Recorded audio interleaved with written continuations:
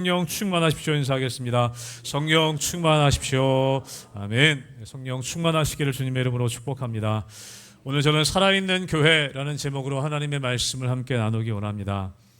우리 시대를 살아갈 때 이 시대를 규정하는 그런 여러 가지 용어들이 등장하게 됩니다.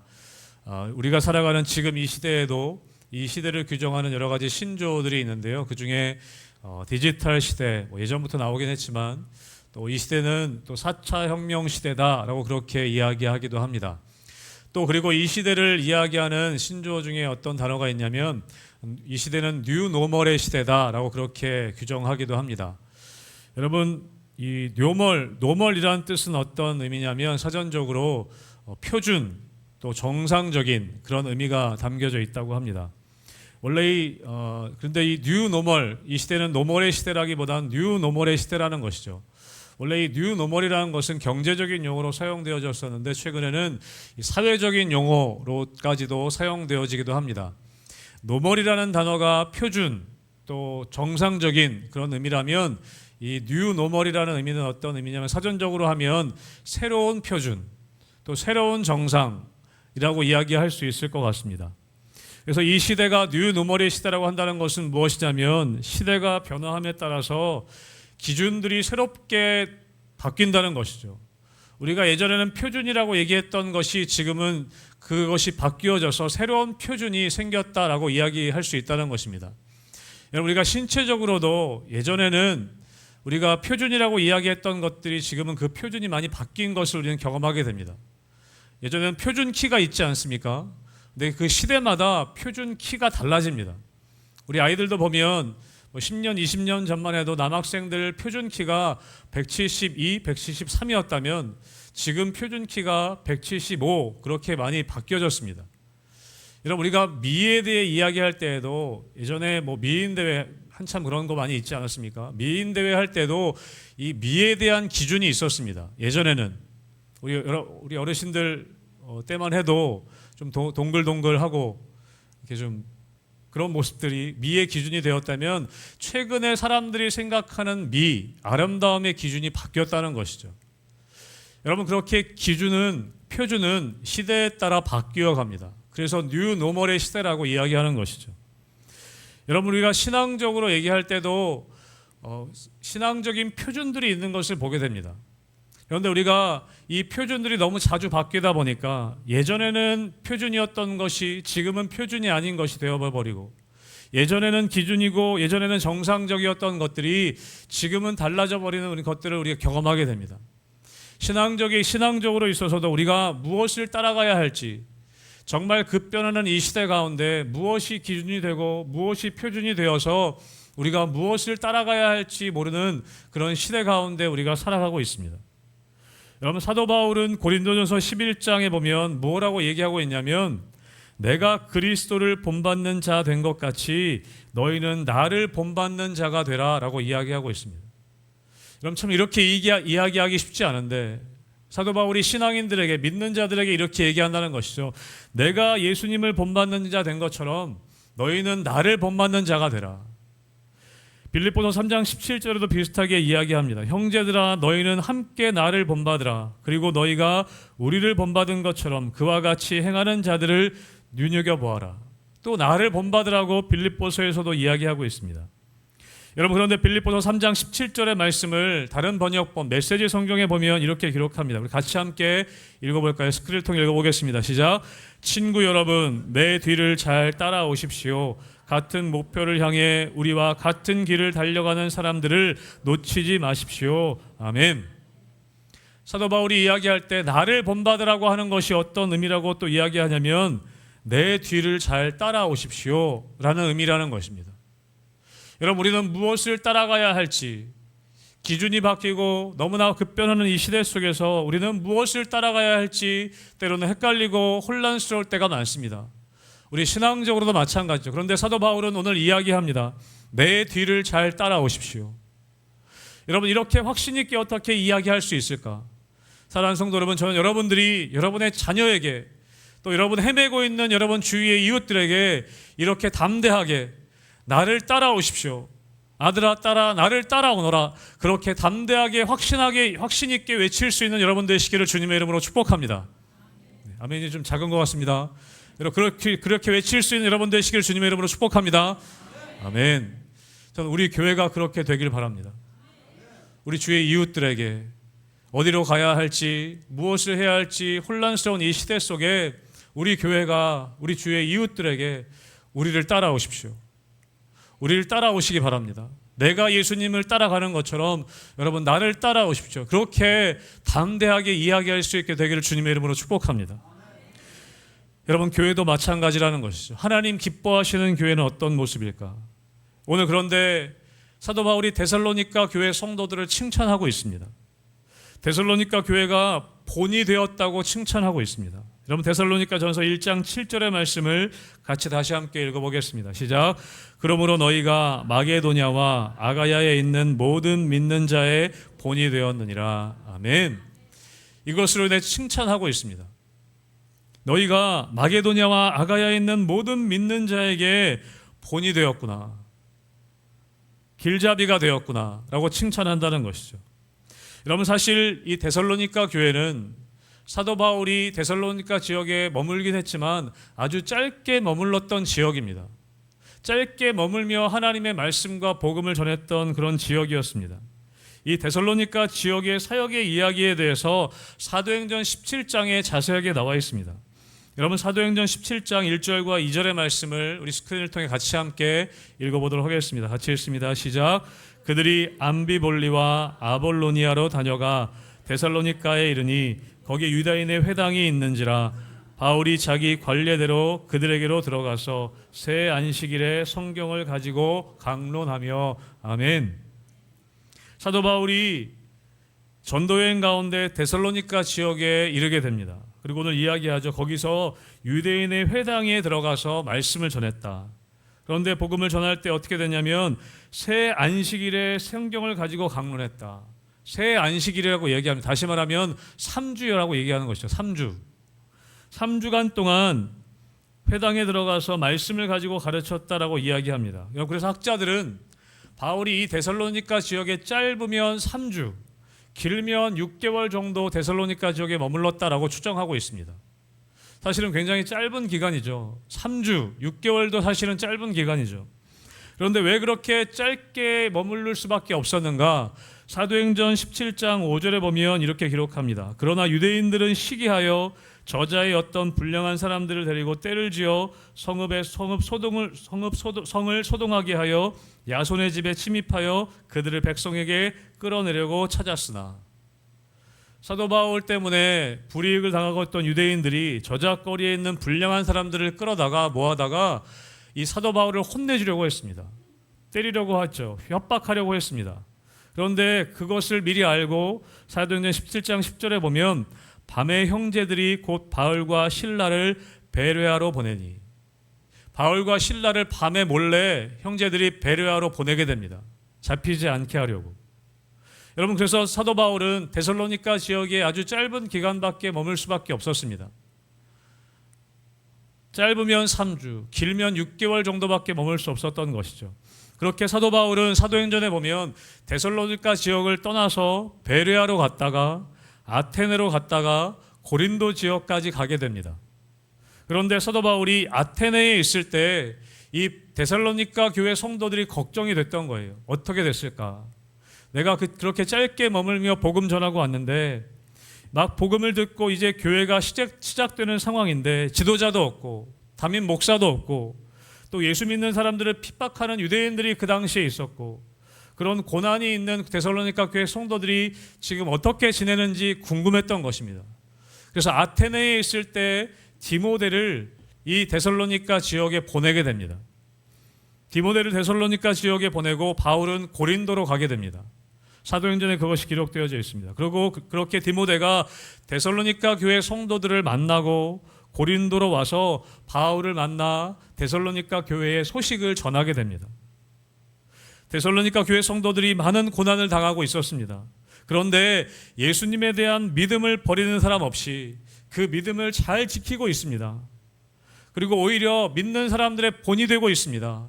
그리고 사도 바울 당신을 그리워하고 신뢰하고 있습니다. 그런 소식을 사도 바울이 듣게 되었던 것이죠.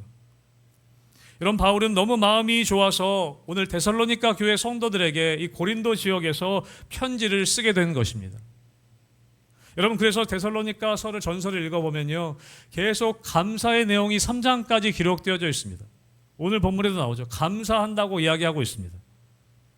여러분, 얼마나 기쁘고 감사했겠습니까? 짧으면 3주밖에 머무르지 않았던 그곳에서 교회가 세워지고 믿음의 사람들이 흩어지지 않았을까 걱정했었는데 오히려 믿음이 더욱더 든든해지고 오히려 믿는 자들의 본이 되었다는 소식을 들었을 때 여러분, 사도 바울이 얼마나 기뻤겠습니까? 여러분, 우리가 복음을 전하기 너무나 어려운 상황 가운데 있지만 여러분, 우리가 때를 얻든지 못 얻든지 여러분, 하나님이 주시는 지혜로 말씀을 전하면 여러분, 예수 믿는 사람들이 든든히 세워져 가고 교회가 든든해지는 역사가 여러분, 우리를 통해 계속되기를 주님의 이름으로 축복합니다. 여러분, 우리가 그렇게 복음 전할 수 있는 것이죠. 여러분, 바울은 디모데로부터 데살로니가 교회 성도들이 믿음을 잃지 않고 오히려 마게도냐와 아가야 지역에 믿는 사람들에게 본이 되고 있다는 기쁜 소식을 오늘 듣게 됩니다. 그래서 편지를 쓰는 것이죠. 그래서 사도행전 데살로니가전서 1장 8절에도 이렇게 이야기하고 있습니다. 같이 함께 데살로니가전서 1장 8절도 읽어보겠습니다. 시작. 주의 말씀이 너희에게로부터 마게도냐와 아가야에만 들릴 뿐 아니라 하나님을 향하는 너희 믿음의 소문이 각처에 퍼졌으므로 우리는 아무 말도 할 것이 없노라. 아멘. 오늘 사도 바울이 너무 기쁜 거예요. 너희가 믿음에 든든히 설 뿐만 아니라 하나님을 향하는 너희 믿음의 소문이 각처에 퍼졌다라는 내가 소식을 들어서 이제 아무 말도 할 것이 없다. 내가 너무나 기쁘다라고 이야기하고 있는 것이죠. 여러분, 그러면 어떻게 이렇게 사도 바울이 복음을 전한 기간이 너무나 짧은 이 데살로니가 지역의 성도들이 어떤 면에서 이 복음의 또 믿음의 본이 될 수 있었을까? 어떻게 본이 되는 삶을 살아갔을까? 이들이 믿음의 본이 되는 삶을 산다고 했는데 어떤 면에서 그럴까? 오늘 본문에 보면 사도 바울이 이렇게 칭찬하고 있습니다. 데살로니가전서 1장 3절의 말씀을 다시 한번 같이 읽어보겠습니다. 같이 읽습니다. 시작. 너희의 믿음의 역사와 사랑의 수고와 우리 주 예수 그리스도에 대한 소망의 인내를 우리 하나님 아버지 앞에서 끊임없이 기억함이니. 아멘. 데살로니가 교회 성도들이 어떤 믿음의 어떤 가치들을 지금 붙잡고 있는가? 오늘 본문에 보면 믿음과 사랑과 소망에 대한 이야기를 하고 있습니다.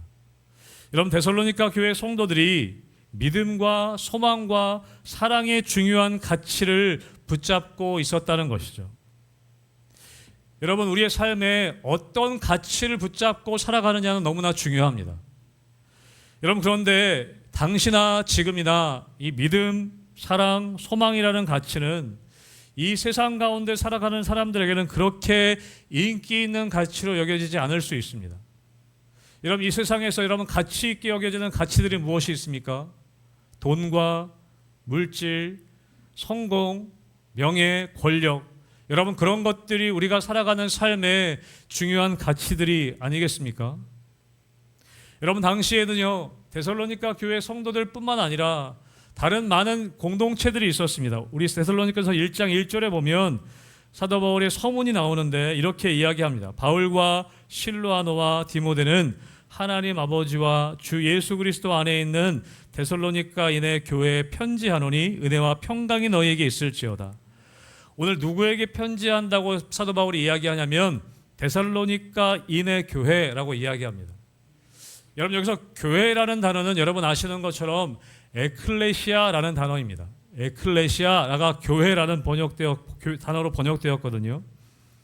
여러분, 그런데 이 당시에 에클레시아라는 단어는 교회로 번역되긴 했지만 이 단어는 종교적인 언어만으로 사용되지 않았습니다. 당시에. 이 에클레시아는 어떻게 사용되어졌냐면 어떤 모임이나 집회를 가리키는 단어로 사용되어졌습니다.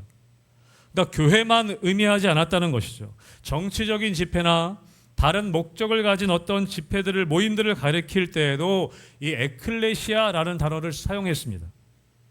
여러분, 그래서 오늘 1절에서 데살로니가인의 교회라고 번역되었지만 원래 의미는 데살로니가인의 공동체, 데살로니가인의 모임이라고 사람들은 이해했을 것입니다.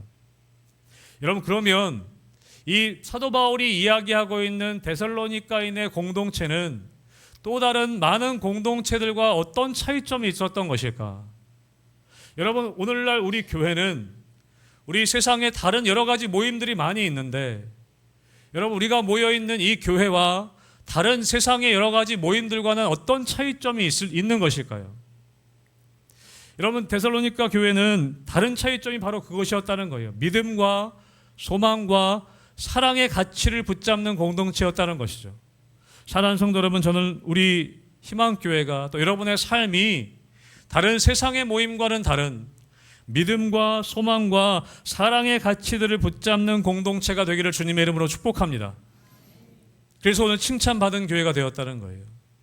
다른 세상과는 구별되는 가치들을 붙잡는 믿음과 사랑과 소망이 그들 가운데 있었던 것이죠. 여러분, 사도 바울은 이 교회가 교회되게 하는 중요한 가치, 이 믿음과 소망과 사랑에 대해서 여기서만 이야기하지 않습니다. 여러분, 가장 유명한 말씀이 있죠. 고린도전서 13장 13절의 말씀을 같이 함께 우리 읽어볼까요? 같이 읽습니다. 시작. 그런즉 믿음, 소망, 사랑 이 세 가지는 항상 있을 것인데 그 중에 제일은 사랑이라. 아멘. 그럼 사도 바울은 곳곳에서 이 교회의 중요한 가치를 이야기합니다. 갈라디아서 5장 5절과 6절에 보면 이렇게 얘기합니다. 우리가 성령으로 믿음을 따라 의의 소망을 기다리노니 그리스도 예수 안에서는 할례나 무할례나 효력이 없으되 사랑으로서 역사하는 믿음뿐이니라. 믿음과 소망과 사랑에 대해서 이야기합니다. 여러분, 그런데 오늘 데살로니가 전서 2장을 우리 1장 아까 2절을 말씀을 보면 이 믿음과 사랑과 소망이 단순히 데살로니가 교회 성도들에게 개념으로만 있지 않았다는 거예요. 사도 바울이 데살로니가 교회 성도들을 칭찬하는데 믿음과 소망, 사랑에 대해서 칭찬하는데 단지 그냥 믿음과 소망과 사랑이 너희 가운데 있었다 이렇게 얘기하지 않고 그 믿음과 소망과 사랑의 실제가 있다는 것 때문에 칭찬했다는 거예요. 여러분, 오늘 2절 말씀을 다시 보면 사도 바울이 뭐라고 얘기하냐면 너희의 믿음의 역사와 사랑의 수고와 우리 주 예수 그리스도에 대한 소망의 인내를 우리가 기억한다라고 이야기합니다. 여러분, 한번 따라해 보실까요? 믿음의 역사, 사랑의 수고, 소망의 인내. 여러분, 이것이 데살로니가 교회 성도들에게 있었다는 것입니다. 여러분 기억하실 때 믿음, 소망, 사랑을 기억하실 때 그 단어만 기억하시지 말고요. 믿음의 역사, 사랑의 수고, 소망의 인내. 여러분, 이것을 함께 기억하게 되시길 주님의 이름으로 축복합니다. 여러분, 그것이 실제가 있어야 한다는 거예요. 믿음의 역사, 사랑의 수고, 소망의 인내. 여러분, 사도 바울은 믿음을 얘기할 때 그냥 믿음만 이야기하지 않고 믿음의 역사가 데살로니가 교회 성도들에게 있었다고 이야기합니다. 여러분, 여기서 역사라는 것은요, 영어 성경에 보면 work라는 단어가 쓰여져 있습니다. work, 일하다. 여러분, 그러니까 믿음으로 하는 일이 있었다는 거예요. 세번역 성경에 보니까 믿음의 행위라고 표현하고 있습니다. 믿음의 행위들이 있었다는 것입니다. 여러분, 데살로니가 교회 교인들은 믿음이라는 것이 교리로서만 믿는 것이 아니라 바로 지금 뭔가 결정해야 하고 선택해야 하는 현장의 믿음의 도전이 그들 가운데 있었다는 것입니다. 여러분, 데살로니가 교회 당시의 상황은 지금 우리 교회처럼 처음 교회에 오시면 한가족부에서 환영해주고 한가족부에서 양육을 받고 또 성경 공부를 하고 여러분 그럴 수 있는 상황이 아니었다는 것입니다. 여러분, 데살로니가 교회 성도들은 예수 믿는다는 것은 무엇이냐면 지금 당장 뭔가를 결정해야 된다는 거예요. 내가 피해를 보고 때로는 목숨을 걸어야 하는데도 예수 믿는 것 때문에 눈에 보여지는 바로 선택을 하고 변화를 받아들여야 하는 상황 가운데 있었다는 것입니다. 지금의 공산국가나 이슬람 국가처럼 말이죠. 여러분, 그들에게 믿음의 역사, 믿음의 일들이라는 것은 구체적으로 무엇을 말하는가? 우리 데살로니가전서 1장 9절에 보면 이렇게 되어져 있습니다. 같이 함께 읽어보겠습니다. 데살로니가전서 1장 9절입니다. 시작. 그들이 우리에 대하여 스스로 말하기를 우리가 어떻게 너희 가운데 들어갔는지와 너희가 어떻게 우상을 버리고 하나님께로 돌아와서 살아계시고 참되신 하나님을 섬기는지와. 아멘. 주위 사람들이 얘기해 주었다는 거예요. 데살로니가 교회 성도들을 보고 어떻게 데살로니가 교회 성도들이 우상을 버리고 하나님께로 돌아와 하나님을 섬기고 있는지 사도 바울에게 이야기해 주었다는 것입니다. 여러분, 데살로니가 지역은 당시에 우상이 넘치는 지역이었습니다. 데살로니가는, 이 도시는 로마의 식민지 아래에 있었기 때문에 로마 황제를 신으로 숭배하는 로마의 충성스러운 도시였습니다. 그리고 그리스의 수많은 신들이 데살로니가 지역에 있었습니다. 이집트의 신도 섬기고 이집트의 신과 로마의 신들, 그리스의 신들을 섬기는 곳이 데살로니가 지역이었습니다. 또 그리고 디오니소스라는 그런 신을 섬기면서 이 신비주의 종교였는데 굉장히 성적으로 문란한 그런 신을 섬겼습니다. 여러분, 당시에 우상 숭배와 성적인 방탕함과 음란함이 넘치는 도시가 데살로니가 지역이었습니다. 여러분, 그래서 예수를 믿는다는 것은 무엇이냐면 이제 바로 우상을 버려야 하는 것이에요. 로마 황제를 섬기는 그 신, 그것을 섬겨야 하는 것을 중단해야 한다는 의미가 담겨져 있습니다. 여러분, 제가 청년 때 청년들과 함께 비전 트립을 파키스탄을 간 적이 있습니다. 이슬람 국가. 여러분, 거기 가서 보니까 거기서 예수 믿는다는 것이 어떤 의미냐면 거기 교회 성도님 중에 한 분이 주민등록증, 우리로 얘기하면 주민등록증 같은 걸 보여주셨어요. 거기 주민등록증에 보면 종교를 표시하는 게 되어져 있습니다. 그럼 예수님을 믿으면 어떻게 되냐면 기독교라고 표시가 됩니다. 여러분, 그 주민등록증에 기독교라고 표시가 되면 어떻게 되면 정상적인 직업을 구할 수가 없습니다. 어디 고위층으로 올라갈 수도 없습니다. 신분 상승이 될 수가 없는 거예요. 여러분, 학교 다닐 때 아이들이 기독교인이라고 낙인이 찍히면 피해를 보게 됩니다. 때로는 테러의 대상이 되기도 합니다. 여러분, 데살로니가 교인들은 믿음이라는 것은, 그들의 믿음을 갖는다는 것은 그런 결단을 요구했다는 것이에요. 우상을 버리고 어떻게 하나님께로 돌아와 어떻게 살아계시고 참되신 하나님을 섬기는지 그들의 삶에는 믿음의 역사가 있었다는 것입니다. 사랑하는 성도 여러분, 여러분의 삶에 믿음의 역사가 있게 되시기를 주님의 이름으로 축복합니다. 믿음이 교리로만 받아들이는 것이 아니라 우리의 삶에 믿음으로 결단하고 믿음으로 행동하고 믿음으로 버려야 할 것들을 버릴 수 있는 이런 믿음의 역사가 여러분의 삶에 나타나게 되시기를 주님의 이름으로 축복합니다. 데살로니가 교회 성도들에게는 이 믿음의 역사가 있었다는 것입니다. 또 무엇이 있었습니까? 사랑의 수고가 있었다고 이야기합니다. 사랑이 그냥 마음만으로 하는 사랑이 아니라, 그냥 말로만 하는 사랑이 아니라 사랑할 때 수고함이 있었다는 것이죠. 여러분, 그래서 우리가 아까 읽은 갈라디아서 5장 6절에 보면 이렇게 이야기합니다. 세번역 성경으로 여러분 같이 함께 스크린을 통해 읽어볼까요? 같이 읽습니다. 시작. 그리스도 예수 안에서는 할례를 받거나 안 받는 것이 문제가 되는 것이 아닙니다. 가장 중요한 것은 믿음이 사랑을 통하여 일하는 것입니다. 아멘. 믿음이 사랑을 통해서 일하는 것이라고 이야기합니다. 여러분, 그 사랑이라는 것은 말로만 하는 것이 아니라, 마음으로만 하는 것이 아니라 이 데살로니가 교회 성도들에게는 사랑의 수고가 있었다는 것입니다. 여러분, 여기서 수고라는 것은 피곤할 정도의 노동, 고된 일을 이야기합니다. 사랑하기 때문에 피곤할 정도로 수고하고 일하는 것입니다. 다른 사람들을 그렇게 섬기는 것이죠. 여러분, 우리 부모님의 사랑이 그러시지 않습니까?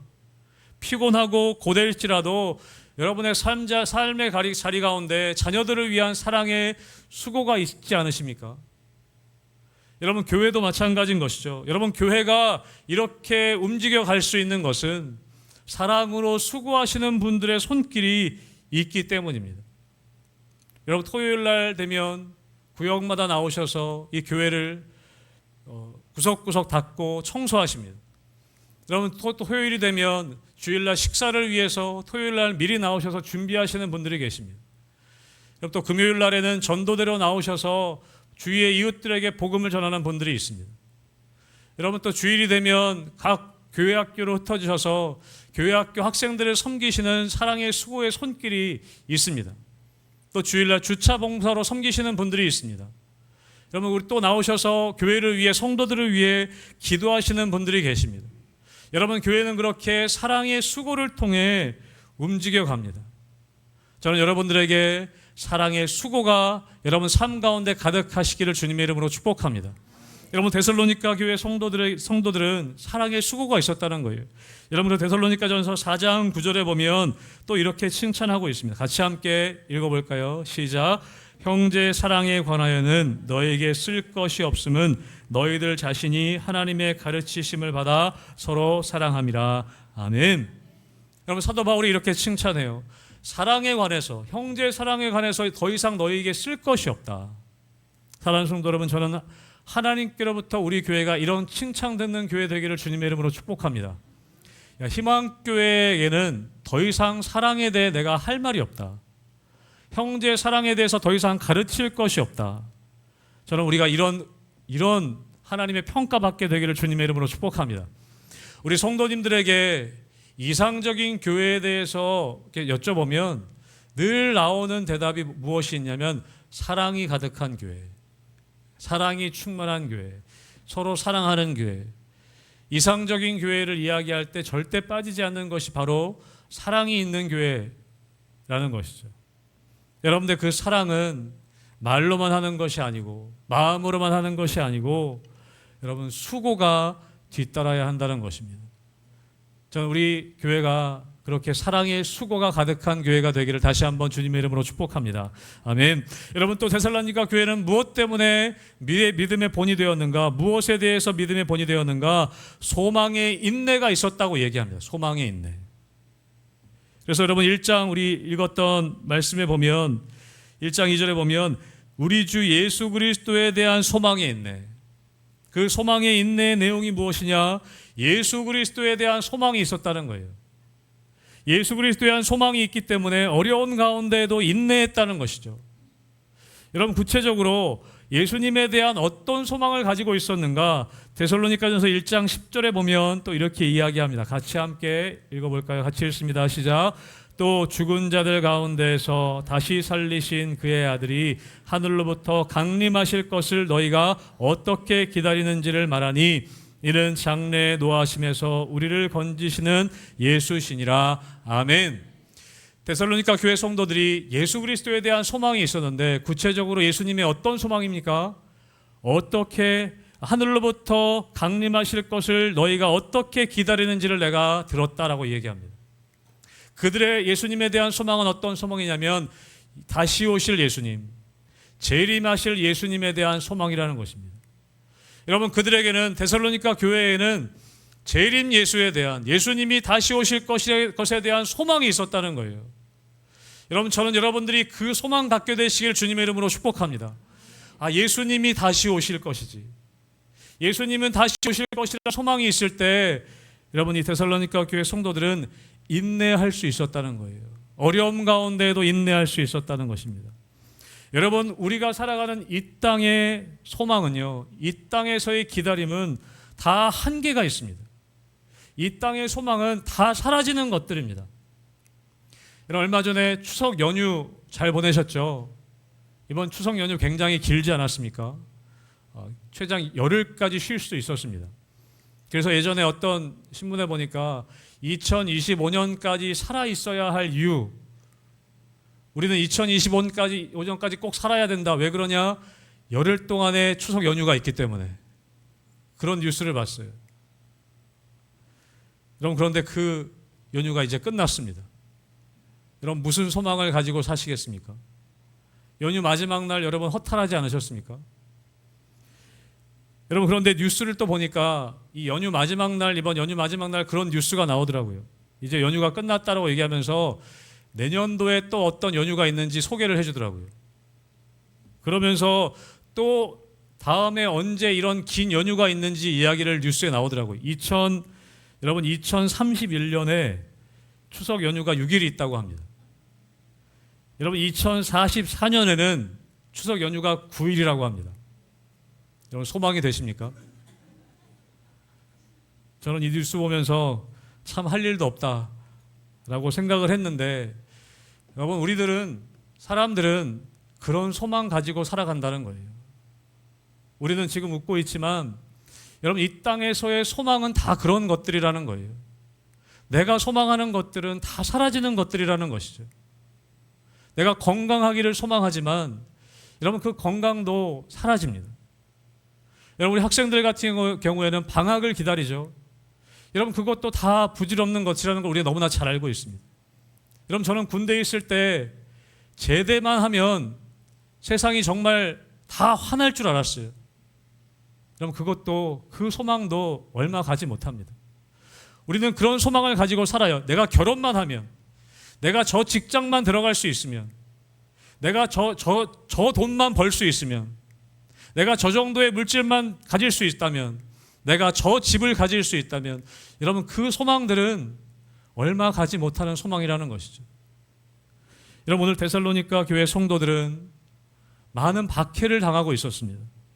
정치적으로는 로마 당국으로부터 황제 숭배에 가담하지 않는다는 이유 때문에 박해를 당하고, 또 유대인들로부터는 예수 믿는 기독교인이라는 이유로 박해를 당하고 있고 왕따를 당하고 있었습니다. 여러분 직장이나 그 밖에 어떤 단체들에서 핍박을 당하고 있었습니다. 여러분 목회자도 없는 이 데살로니가 교회 성도들이 어떻게 믿음을 지키며 인내하며 살아갈 수 있었을까요? 예수 그리스도를 소망하는 믿음이었습니다. 다시 오실 예수님을 소망하는 그 소망 때문에 여러분 인내할 수 있었다는 것이죠. 여러분 성경에 보면 그 예수님을 믿는 믿음 때문에, 다시 오실 예수님을 소망하는 그 소망 때문에 여러분 우리의 믿음의 조상들은 목숨까지도 내어놓을 수 있었다는 것입니다. 사랑하는 성도 여러분, 예수님께 소망 두게 되시기를 주님의 이름으로 축복합니다. 다시 오실 예수님을 소망할 때 여러분이 이 땅에서 인내하며 살아갈 수 있는 것입니다. 여러분 나치 수용소에서 처참한 고통을 이겨내고 살아낸 심리학자 빅터 프랭크라는 사람이 있습니다. 심리학자 빅터 프랭크 박사가 여러 가지 책을 썼어요. 이분은 크리스찬입니다. 여러분 그 책에 보면, 그가 쓴 책에 보면 나치 유대 포로 수용소에 대한 이야기를 자세하게 관찰하며 기록했습니다. 당시에 600만 명에 이르는 유대인들이 포로 수용소에 가서 죽어갔습니다. 끔찍한 생체 실험과 견딜 수 없는 고문과 가스실로 옮겨져 처참하게 죽어갔습니다. 여러분 나치 독일의 그 죄악상과 유대인들의 핍박과 고통을 그들이 어떻게 견뎌냈는지 그 책에 자세히 기록하고 있습니다. 그리고 그가 책을 마무리하면서 이렇게 마무리하는 것을 제가 보았습니다. 마음으로 포기한 사람은 몸도 쇠약해졌다. 그러나 끝까지 소망을 잃지 않은 사람은 살아남았다. 자기 자신뿐만 아니라 절망 속에 있는 동료들에게도 소망을 가지도록 격려하던 사람은 모진 고문에도 불구하고 몸과 마음이 건강한 상태에 있었다. 여러분 이 빅터 프랭크라는 사람은 예수님을 믿는 소망을 가지고 자기가 살 뿐만 아니라 주위 사람들에게 그 소망을 전하며 그 모진 고문과 죽음의 위협 가운데 살아남았던 것입니다. 여러분 그런 소망이 데살로니가 교회 성도들에게 있었다는 것이죠. 사랑하는 성도 여러분, 여러분에게 그 예수 그리스도를 믿는 믿음과 소망이 여러분 가운데 있게 되시기를 주님의 이름으로 축복합니다. 아멘. 여러분 그런데 이 데살로니가 교회 성도들이 바울에게 복음을 들은 게 얼마 되지 않습니다. 믿음을 갖게 된 게 얼마 되지 않아요. 그런데 이 데살로니가 교회가 성도들이 믿음의 역사와 사랑의 수고와 소망의 인내의 삶을 통해서 본이 되는 모습을 어떻게 보일 수 있었는가? 그 짧은 시간의 말씀을 듣고도 여러분 데살로니가전서 1장 5절과 6절의 말씀을 우리 함께 마지막으로 새번역 성경을 통해 함께 읽어보도록 하겠습니다. 같이 읽겠습니다. 시작. 우리는 여러분에게 복음을 말로만 전한 것이 아니라 능력과 성령과 큰 확신으로 전하였습니다. 우리가 여러분 가운데에서 여러분을 위하여 어떻게 처신하였는지를 여러분은 알고 있습니다. 여러분은 많은 환난을 당하면서도 성령께서 주시는 기쁨으로 말씀을 받아들여서 우리와 주님을 본받는 사람이 되었습니다. 아멘. 아멘. 어떻게 그들이 그 짧은 시간에 복음을 듣고도 그 고난과 핍박과 어려움 가운데에 믿음의 역사와 사랑의 수고와 소망의 인내의 그 본이 되는 삶을 살 수 있었는가? 사도 바울은 이렇게 얘기합니다. 우리가 여러분에게 복음을 전했는데 말로만 전한 것이 아니라 능력과 성령과 큰 확신으로 전하였습니다. 여러분, 말씀을 전하는 사람이 이렇게 전했다는 거예요. 능력과 성령과 확신으로 전하였다는 것이죠. 사랑하는 성도 여러분, 여러분 저를 위해서 기도해 주실 때, 또 말씀 전하는 우리 목회자들을 위해서 기도해 주실 때 능력과 성령과 확신으로 전할 수 있게 그렇게 기도해 주시기를 주님의 이름으로 축복합니다. 바울이 그렇게 전했다는 거예요. 근데 데살로니가 교회 성도들이 그 말씀을 받을 때 어떻게 했냐면 많은 환난을 당하면서도 성령께서 주시는 기쁨으로 말씀을 받아들였다라고 기록하고 있습니다. 여러분, 저는 여러분들이 말씀을 한 구절 듣더라도 여러분 성령께서 주시는 기쁨으로 말씀을 받아들이게 되시길 주님의 이름으로 축복합니다. 그것이 능력이 되었다는 거예요. 오랫동안 성경 공부하지 않았는데, 오랫동안 신앙생활한 것도 아닌데 데살로니가 교회 성도들은 환난을 당하면서도 성령께서 주시는 기쁨으로 말씀을 받아들였다는 것입니다. 사랑하는 성도 여러분, 여러분 그 말씀 자체에 능력이 있습니다.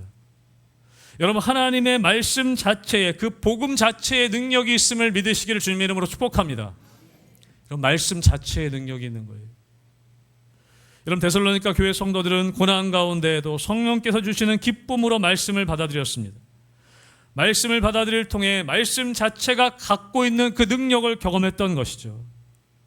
여러분 우리나라의 이 믿음의 초기, 선교 초기에 복음을 들고 들어오셨던 선교사님들은 수고와 헌신으로 복음을 전하셨습니다.